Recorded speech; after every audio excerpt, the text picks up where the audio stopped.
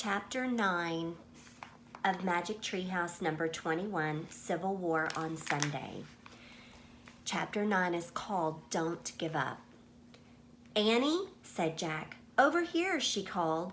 Jack saw two figures standing in the twilight. He walked over to Annie and Clara. They all stared in the direction of the distant battlefield. Bright lights flashed against the dark blue horizon as cannon shells exploded. Every time you see a flash, you know a shell may have taken a life or many lives, said Clara.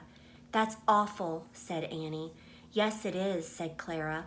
"A whole world can vanish in that flash, all a young man's joys and sorrows, all his memories." "This is a cruel war," said Annie.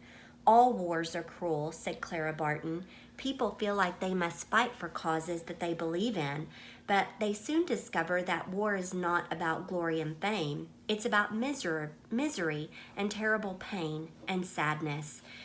This really makes me miss my mom and dad," said Annie.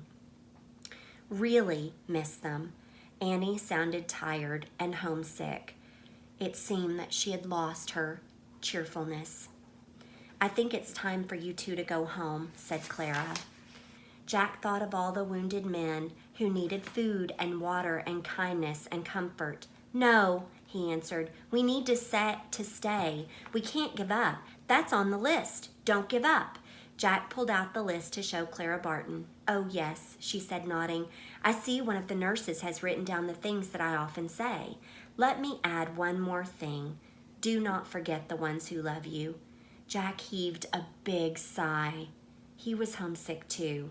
"Can we keep this list?" he asked. "Of course," said Clara. "You don't have to work in a hospital to follow my words. They work in all of life, no matter where you go." "Thank you," said Jack. "My thanks to both of you," said Clara Barton. "You were great helpers." "Well, you were a great teacher," said Annie.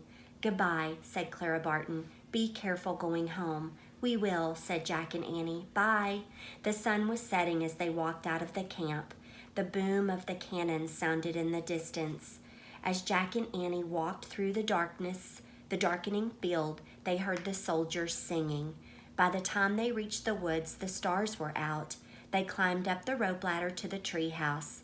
Annie grabbed the Pennsylvania book, but Jack said, "Wait." He looked out the window. He couldn't see anything below, but the soldiers' song still carried through the warm, starry night. As Jack listened to the words, he thought of Clara Barton, the elderly slave, the young Confederate soldier, and John, the drummer boy. "War is not a game," he said softly. "It is definitely not a game." And the words of the song are, "Many are the hearts looking for the right to see the dawn of peace."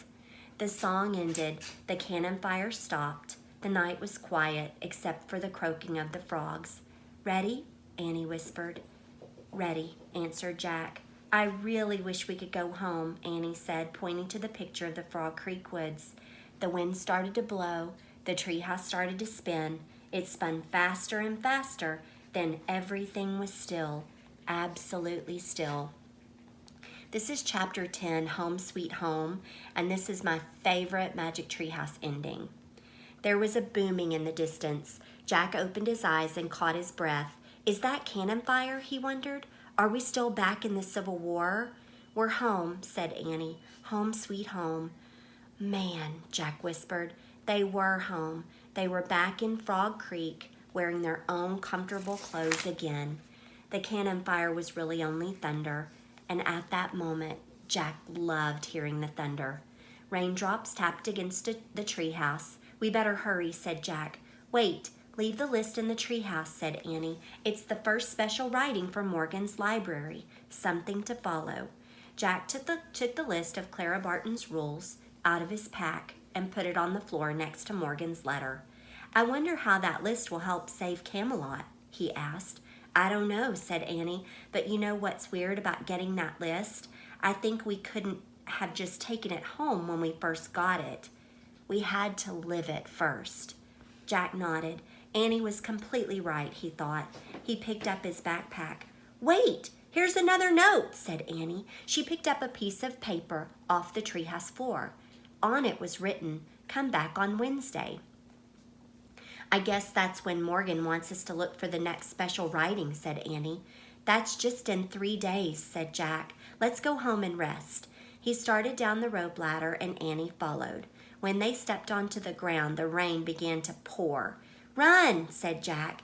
They ran through the Frog Creek woods, down their street, to their porch, and dashed into their dry, cozy house. They found their parents reading in the living room. "Dad! Mom!" Annie cried. "We're so glad to see you." "Well, we're glad to see you too," their dad said, sounding a little puzzled. "Go put on dry clothes," said their mom. Jack and Annie started up to their rooms. Halfway up the stairs, Jack stopped. "Oh, I have a question," he called to his parents. "Did anyone in our family fight in the Civil War?" Their dad looked very surprised. "Well, yes," he said. "One of your great-great-great-grandfathers was a drummer boy." "Oh, man," whispered Jack. "What was his name?" asked Annie. "John," their dad said. Jack and Annie gasped. "And what happened to John?" Jack asked. "Was he hurt?" "No, he grew up to be a school teacher," their mom said. "He had 5 children. Jack and Annie whooped with joy. "That is great news," said Annie. "Really great news," said Jack. "Thank you for telling us." "Sure," their dad smiled, though he looked puzzled again. As Jack hurried up to his room, some words from the Civil War song ran through his mind. "Give us a song to cheer our weary hearts, a song of home." And that's a picture of the drummer boy going back to the battlefield. I love that ending because you know how they were saying that Jack looked so much like John the drummer boy, and then they found out that they were related. So that's super cool. I love how Mary Pope Osborne did that. Okay, we'll start number 22 next week. Have a good weekend. Bye.